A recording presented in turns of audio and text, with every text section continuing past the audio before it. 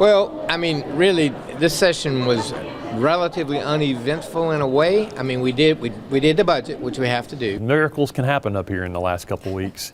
And so there are things, these big issues that we did get done during that time period. So that's not surprising to me. I would have been surprised if we didn't get agreements on some of those big things. That's just the way that it works. Well, we made it to the finish line at the State House, but we obviously have two conflicting schools of thought there. Senator Brad Hutto says uneventful from the Democratic side. Republican Shane Massey says, oh, it's a miracle. So that's where we sit this Sunday in South Carolina as we closed in here just a few days ago on the final day of the legislative session, the first year of this 2-year session. So to connect you to the Capitol this week, we brought in our friends as usual, Catherine Glenn Foster and Dave Wilson. Mixed bag maybe is the best way to describe what was finished at the State House. Lackluster. Yes. This year, only 45 bills made it to ratification. That is like half of what we have seen in the first year of other sessions. Yeah. And so it was just like, really, can we get something done here? Yeah. A lot of discussion, a lot of issues, but needed to get a lot of stuff done. The biggest one we spent a lot of time on is liquor liability reform, the insurance reform issue. They did get that done, but we'll probably have to revisit it at some point. Yeah, we did see a compromise with that in the end. Now, it took the House 1 day to get there as compared to the Senate's 4 or 5 weeks, which it makes sense in a way because there's so many different groups of people who were impacted. You have your victims, the lawyers, the insurance companies, but perhaps the biggest impact is going to be on South Carolina businesses because this compromise gives hope again to businesses like CWP, Carolina Western Pub, and so many other businesses. We had a Connect to the Capitol Extra. With Chris Fitz from Mahalo, exactly. Exactly. Yep. Talking about the liquor liability, what the reform would mean for them. And so there's a lot of hope now for businesses going forward. Get it done. We have I have a graphic, Sean, that we made there with some of the facts on what this this plan will mean for liquor liability. They still do need that $1 million insurance. They still need that, but there are ways to reduce that are there. That's still going to be required, and here's how they can reduce those things. You can have scanners to confirm an ID is real. You can prove that less than 40% of your sales come from alcohol if you want to carry less insurance. And of course, closing early would help everyone. Well, and because what they're really trying to do is they're trying to drop the number of drunk driving incidents that we have in South Carolina. South Carolina ranks higher in some of those issues than other states, and that's where the insurance company side of that said, we're taking on a liability because this is a bigger issue in your state.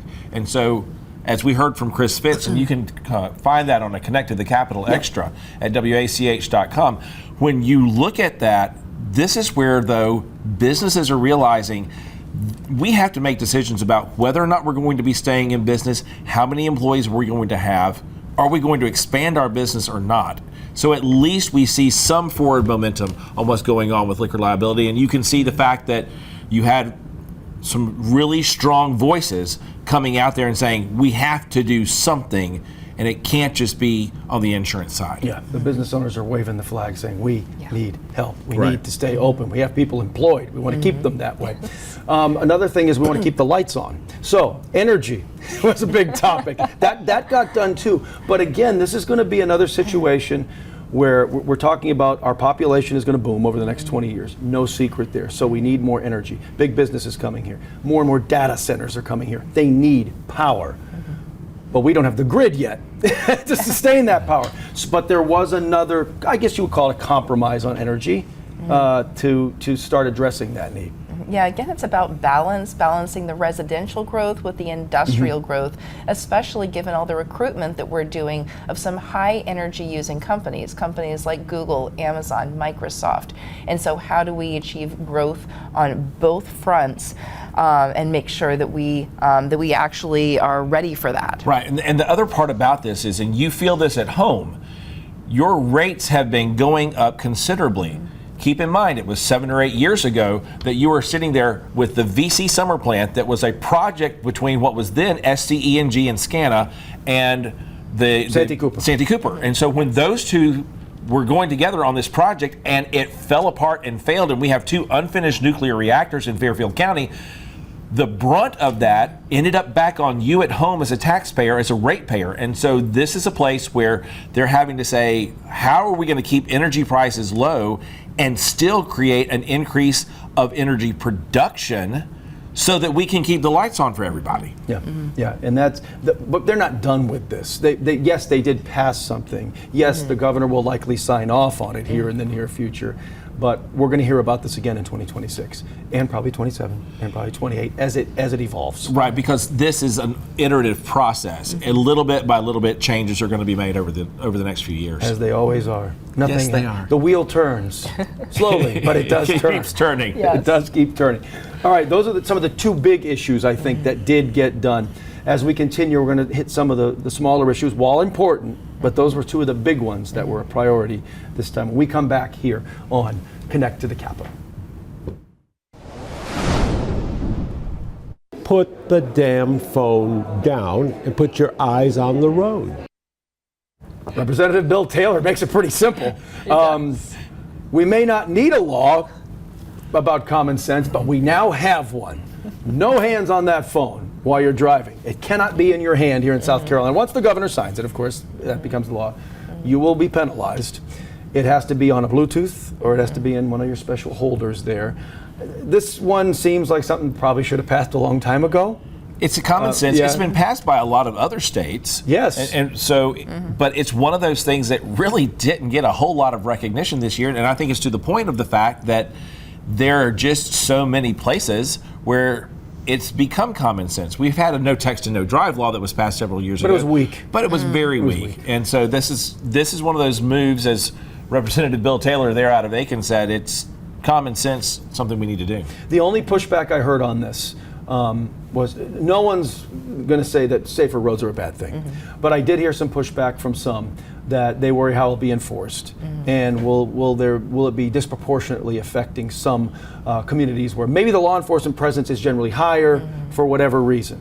And that was the only pushback I heard. No one said, hey, no, we should be driving around with as many devices as possible. No one thinks that. Right, Yeah. right. But it is about the enforcement there, because so many states have passed it, but it can be hard to enforce, especially if it gets to where you can't even have it on your lap. You cannot, right? according to this law. Exactly. So with that, it's a little bit more difficult because you have a police officer driving by. How are they going to necessarily see that? But if they pull you over for whatever reason and then they notice that, then all of a sudden you can end up with another charge. God knows what. Exactly. After that, and I think that was the one thing for concern. Another common, I think everyone has called it a common sense proposal, is something we talked about with Attorney General Alan Wilson in this studio on this program, on our extras too, is giving his office the ability to track down the subscribers, owners of an IP address that have kind of been flagged as someone who might be distributing child abuse material, child sex abuse material online. They have the ability to do it, but right now they have to go through the U.S. Attorney. So what he's looking for, and it did pass because of a furious push over the last few hours at the State House, it would, once it's signed off on, it would give his office the power to just get those subpoenas themselves, rather than waiting weeks, even months, for the feds. It makes sense. It really does. It's exactly what we need, because in those weeks and months, who knows how many more victims you can have. And so this is really about getting back to the basics. How do we ensure that law enforcement is empowered to protect our kids? And it did pass pretty quickly once they got down to business on it, because who's going to say no to protecting children? And that's what ends up happening quite often when you get to this part of the legislative session. It compresses. There's this extended time period, and then all of a sudden at the very end it's like, oh my gosh, we've got the finish line coming up. We've got 30 minutes left. And they cut out what's called crossover, that at a certain time period one bill could leave to go to the other chamber. They got rid of that, and so it can happen at any point in time now. So it has made a new fluidity in what you can do with bills, and it actually worked to the advantage of this particular one, because if they had not made crossover, if crossover was still there, they would have made a crossover, Yeah. and that would have been a really bad situation to deal with. Yeah, it was, because it just the second we started talking about it about a month ago, we said, well, why is this not even the situation already. Exactly. But good that they got it done. And he did a really great job on that Connect to the Capitol Extra. He did. If you haven't He did. had a chance to catch that, you can catch it at WACH.com. And we did another one earlier this week. I got him on here quickly when he was pushing that over the finish line, and it worked out. One more thing I think we want to spend a bigger chunk of time on in this particular segment is school choice, voucher programs, whatever label you want to slap on them. They've been ruled unconstitutional if the way it would work, public dollars would be used for a family that qualifies to pay for potentially private school education. We've already been through the court battle in the Supreme Court. Twice. We're probably going to go for a third time because, yet again, there was a measure this past week that was passed that was tweaked a little bit, but still is in that gray area.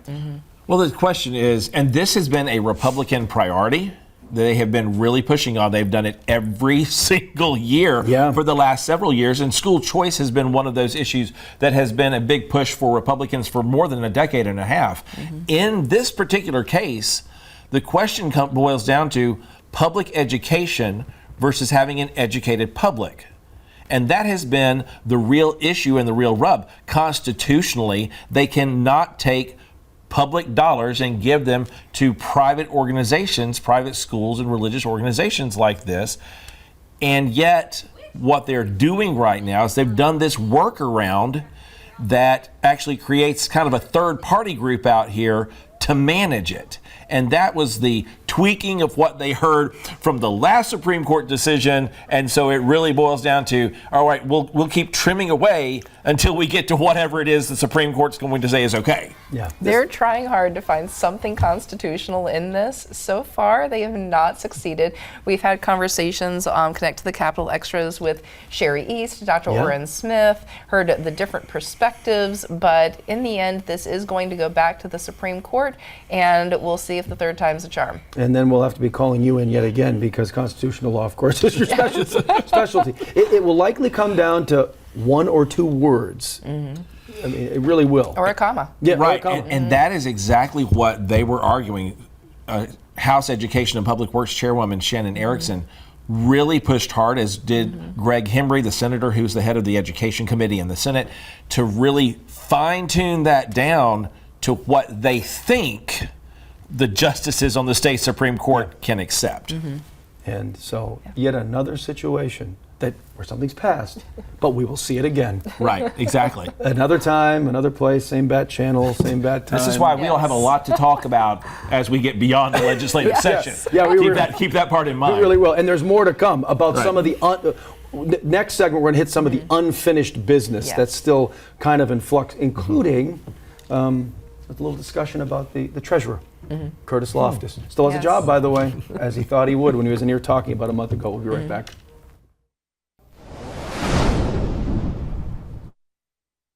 I don't know what to say when people talk about these blame things. There were 4 agencies. The very first day I heard about this in 2023, somebody asked me about this. And I said, we got to fix the problem. Everybody takes 25%. Let's move on. Let's get it done. I'm not afraid of that kind of thing. Well, that the State Treasurer Curtis Loftus was talking about, remember that 3 weeks ago, that marathon session to try to remove him from office, talking about that $1.8 billion money mystery that turned out to be not much of a mystery. There was no real money. It was just a horrific accounting error. To his defense, by multiple arms of government who are in charge of our finances. That wound up being 1.8 in phantom dollars. It'd be awesome if it was real, because it was going to pay for a lot of things in the state, but it was not. This is the unfinished business portion of today's show.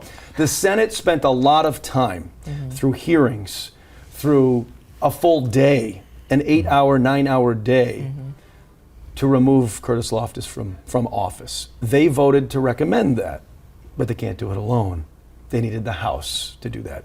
House said, no way, we've got the business of the state to take care of. So there is the possibility we could see this again, but do we really think it's going to happen? Yeah, it could come up again in 2026. There have been calls for this by some in the House, for example, Richland County Representative Heather Bauer.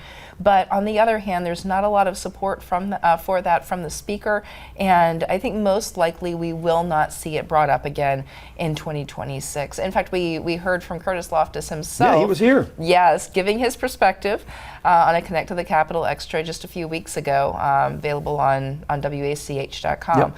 But I just don't see it likely to come back up. This was a big push for the Senate because the Senate was really kind of ticked off. I mean, let's just be honest. Yeah, he made some people angry. He made some people angry, Yeah. and this is one of those places that they wanted to have their say on this particular issue. But you have to keep in mind, and folks at home understand this part, we are now only 13 months away from the primaries for 2026. June of 2026, we're going to be having primaries. So we're a year out. They're going to come back in for the second half of the legislative session in January. And the last thing they really want to do is a lot of controversial things that will stir a whole lot of pots up, because you've got people who are going to be filing for office by the end of March. You've got so many other factors. And the last thing they want to do is Curtis Loftus arguing back and forth and then digging in even harder to say, I'm going to go after the people who are going after me. Yeah, don't kick the hornet's nest any more than it already has been Right. kicked, because election year is coming, and he is going to run again. Curtis Right. Loftus. He said it right here. He was defiant about Right. that, because he had previously said, I think I'm going to retire after my term is up. And I think this somehow re-energized him. It no, did. not somehow, it did. It did. I mean, It did. he sat right here at this desk and said, I am running again because I am not going to have this basically end up being what the legacy is of this office. Yeah. And the House Speaker even said, let the voters decide if they want to keep this man in office, and they'll have that chance. Exactly. In 2026. In 2026, there will also be another chance to address income tax cuts here in the state of South Carolina. There was a lot of talk about that. The House did pass an amended version of their original plan on this, but that one sits in limbo right now. When you talk about cutting income taxes, I don't think many people are going to argue against that. The person watching right now says, that sounds great, because I have more of that in my hand, more of that in my bank account, more of that in my pocket.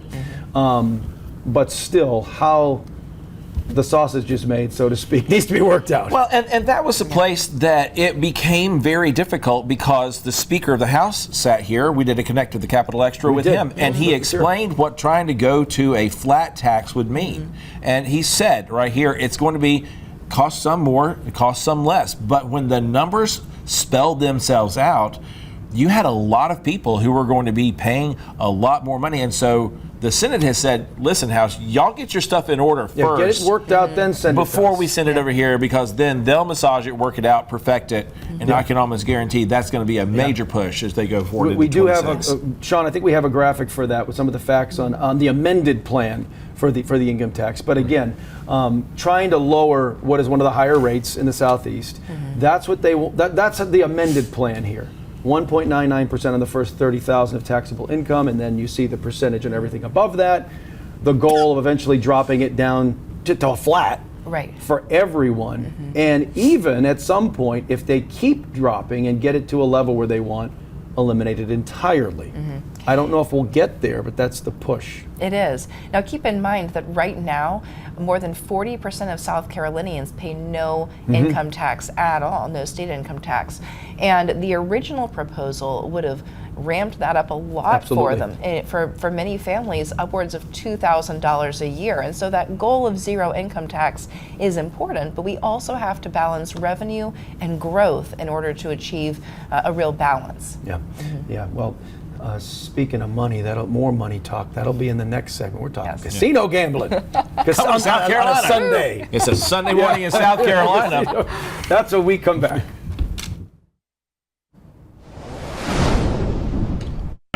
Clearly, something went wrong. That right there, David Weiss, defense attorney for condemned inmate Michael Motti, who was put to death by firing squad last month. Some questions this week about whether it was, quote, botched. I was a witness to that particular execution. I'm not a doctor. I'm not an expert on executions either. I just know what I saw that day, and I do know that after the bullet struck Mr. Motti, it appeared he was still alive for about a minute or so. There were signs of breathing, groaning, things of that nature. I had never witnessed a firing squad before, so I don't know if that's standard for how this works. But there are questions being raised now. We spent a good amount of time on the death penalty on this program since January about maybe whether that is a humane form of execution. So with the attorney filing something with the state Supreme Court, does it lead maybe down a road of exploring that at some point? Does it get challenged legally like things have in the past? It absolutely could. So many people have claimed that this would be a more humane method of execution, to the point that you can have a humane method of execution. Sure. But clearly the system is flawed, and this particular execution was botched. We've heard that it's supposed to be a 15-second process lag, and as you said, it may have been it close appeared to a last minute. longer than that. Right, and so this is a big issue for death penalty opposition folks. We've already had 5 executions over the last year or so, another one coming up, and I would not be at all surprised if this gets reviewed. If it does get revisited at some point, Yes. maybe there's even more talk at the State House about. And that was about also the reason we've had no governor who's stayed in execution in modern Never. history. Not since- And the other part about that is that there had to be given to those folks on death row, they had to be given a choice as to their form of execution. We still have 3 choices, so if they take away the firing squad, It's electric chair chair or lethal injection. right? And there were questions about the lethal injection of one of the executions just recently. How long did that last? Were there enough drugs? Yeah. And so this is a real question that I would not be surprised if it ends up as legislation somewhere down the line. Once Right, again, as it has exactly. many times in the last few years when the executions were on pause because there weren't any drugs to even Right. perform these executions.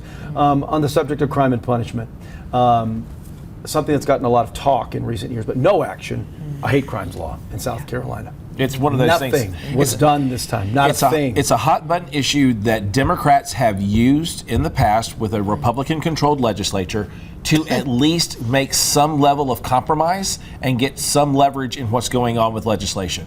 I think they're going to have to continue to do that because there's certain language that's in there that some Republicans are still having they problems object with. to. Exactly. And South Carolina still remains one of 2 states without a hate crime law on the books. Most of the pushback does come from, hey, well, there's a federal hate crime law, we'll let them take care of it. But for those that push for it, they say it would send a significant message to a lot of people in the state that, hey, we care. And it would. We care about you. Yeah, the issue, the counterpoint there is just how we balance that again with thought policing. Yeah. And what happens if a different administration gets in place? What counts then as a hate crime? Yeah, what qualifies. Exactly. Because one would say there's probably some element of hate to any violent crime. Exactly. It's just like double punishment almost. It's what the intent is there. And again, the thought police argument has been made a number of times. Okay, we promised we would finish this week with casino gambling.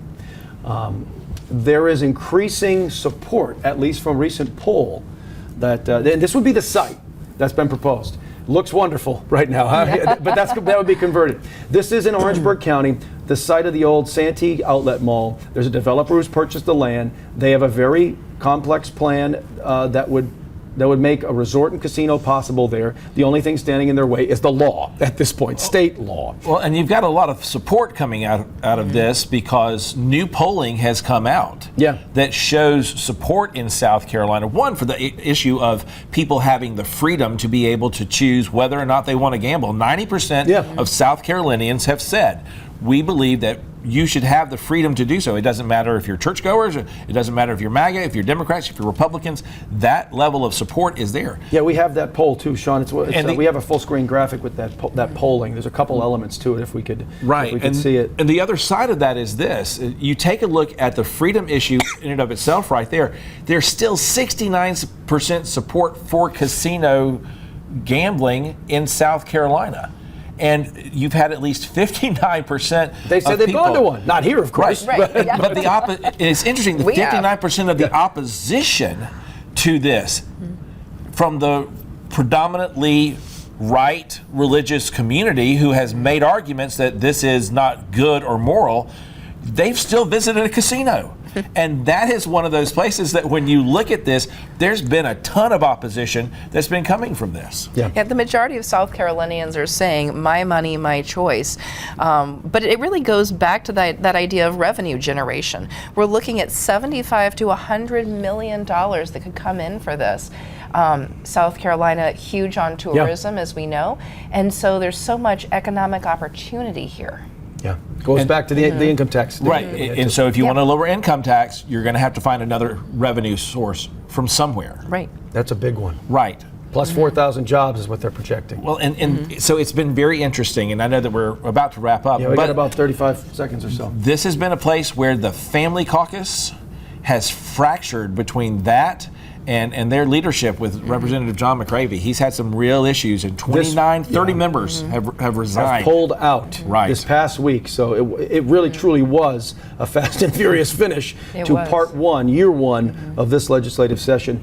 Everything we just talked about just now, though, is going to be seen again in just a few months. We're going to continue to talk about it over the next few months, because this doesn't stop just because the session ends. Right. Yes. Not at all, because in South Carolina, whether it's Sunday or any day of the week, there's a blood sport going on in state politics, whether the State House is open for business or not. But we do want to wish all the moms a happy Mother's Day. Mother's Day to you. To you as well. Thank you. You're a mom.